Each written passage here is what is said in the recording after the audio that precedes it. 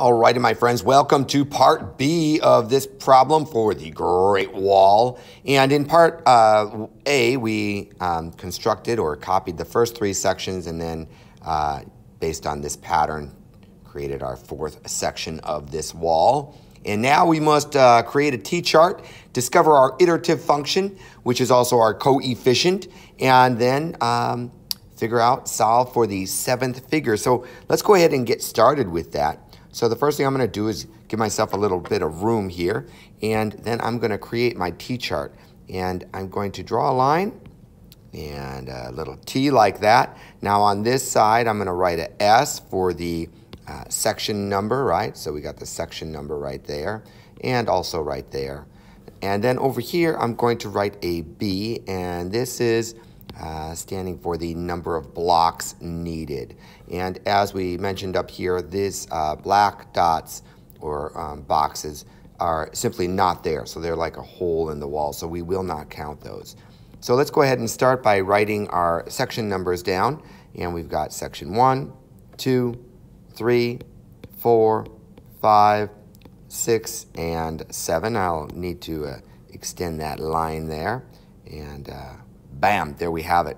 So now let's go ahead and look at the different sections and how many blocks are needed for each. So we'll start with section 1, and I've got 1, 2, 3, 4, 5, 6, 7, 8. So I'm going to drop an 8 right there. 8 blocks needed. Lovely. Now I'm going to go over to section 2. 1, 2, 3, 4, 5, 6, 7, 8, 9, 10, 11, 12, and 13.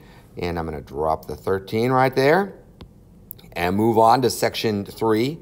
1, 2, 3, 4, 5, 6, 7, 8, 9, 10, 11, 12, 13, 14, 15, 16, 17, and 18. So I'll drop my 18 here. And move on to section 4.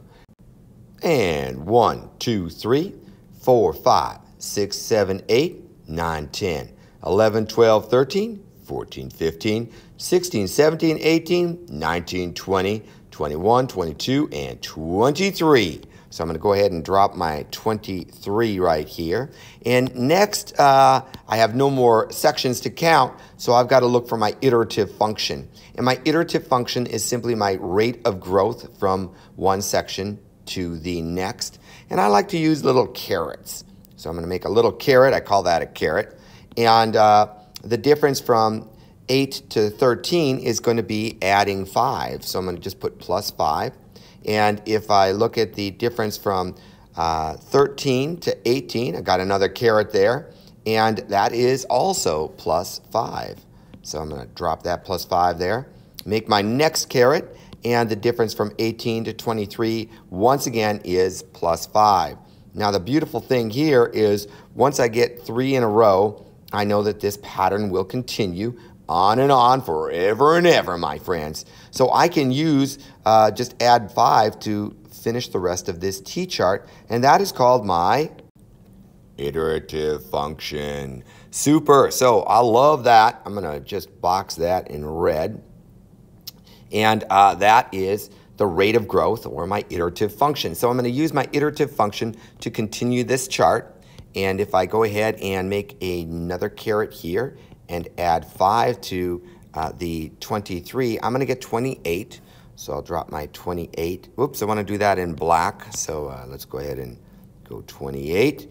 And now I'm going to add another carrot and add 5 to that. So I'm going to go plus 5. And now I'm going to get 28 plus 5 is going to give me 33. And then I'm going to add yet another carrot, and this will finish, whoops, I want red here. This will finish off our t-chart to number 7. And if I add 5 to 33, I'm going to get 38. So I'm going to drop 30. Oh my goodness, I keep doing this, don't I? 38, and bam, that is all you need to do for the t-chart.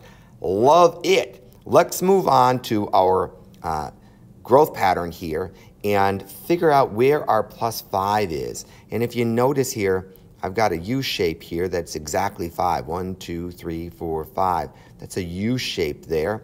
And then here I've got that U shape. And then I got another U shape that's also exactly 5. 1, 2, 3, 4, 5. And that pattern repeats over and over again. So what I'm going to do here is color that in blue so that you can see it real clearly. And I've got this 1, 2, 3, 4, 5. Then I've got another group of 5 here for section 2. And section 2 has 2 groups of 5. You see that? Nice. I love it. Superb. And now section 3 is going to have 3 groups of 5. Here's my first one.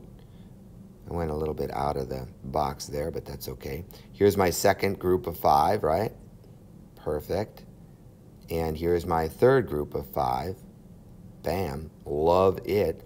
Now, section 4 here is going to have 4 groups of 5, right? So I've got, whoa, I did the wrong thing there. I'm hitting the wrong buttons a lot today. Shame on me. All right, there's one group of 5. Here's your second group of 5, right? And here's your third group of 5. Love it, love it. And your fourth group of 5. Super.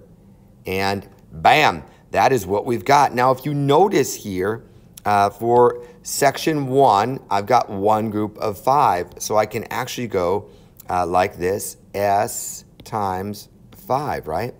And then for my second, and I'm going to make this a little larger so my writing's a little neater. For this second group, I've got one group and 2 groups, right? So I can take S, which in this case is section 2, and multiply by 5 right there. Bam, love it.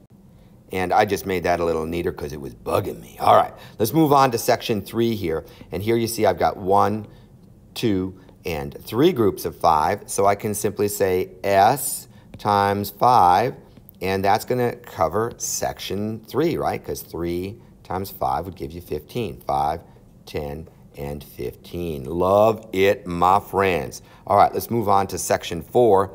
And as you see here, we've got 1, 2, 3, and 4 sections of 5, right? So I can just simply go S times 5, and bam, you see that this is my iterative function, really, but this is actually my coefficient, because your iterative function is really the same thing as your coefficient. So I'm going to go ahead and go like this is S times 5. So your coefficient is S times 5, and we just showed it right here.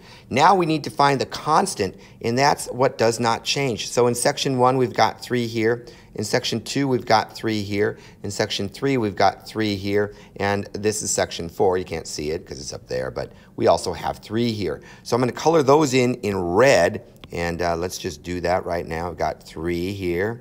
I've got 3 here, right? And I've got 3 here. Bam, perfect. And I've got 3 here. Superb. And what I want to do is, just to make this really clear, I'm going to simply write plus 3, and then plus 3, and then plus 3, and then plus 3. Bam, love it. So now we have completed this, right? Because we were supposed to create our t-chart to the 7th figure, and then discover our iterative function. And then we were going to use the iterative function, which is really the same thing as your coefficient. And we discovered our coefficient was S times 5, and we colored those in all blue. And the last thing we needed to do was discover our constant, which was the red blocks here of plus 3. Bam! Love it. That's all you have to do for this video, or actually this part of the problem. If you made a mistake anywhere along the way, no worries at all. Pause the video, fix your mistake. That is your fastest way to learn. And now let's move on to the next part of this problem. I'll see you in the next video. Have a great day.